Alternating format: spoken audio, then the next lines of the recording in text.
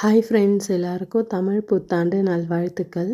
நானும் அம்மாவும் மட்டும்தான் இந்தியாவில் இருக்கோம். ஸோ அதனால் நாங்கள் இந்த வாட்டி சிம்பிளாக செலிப்ரேட் பண்ணோம். வெறும் பருப்பு சாதம், வடை, பாயாசம் மட்டும் வச்சு செலிப்ரேட் பண்ணோம்.